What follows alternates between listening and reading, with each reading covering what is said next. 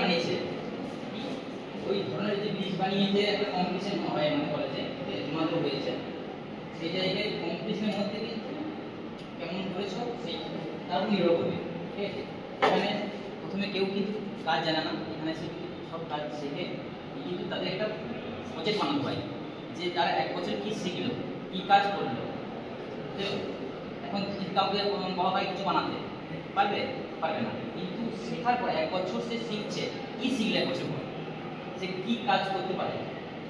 এক বছর পর কেউ জব করবে, কেউ কোম্পানি যাবে, কেউ দোকান খুললে কাজ করবে, করবে তো এমন তো নয় যে কেউ আইডিয়া করে বসে থাকবে। সে তাকে কিন্তু নিজে একটু চেষ্টা করতে হবে, কেউ বসে থাকবে কিন্তু তারপরে চেষ্টাটা রাখতে হবে।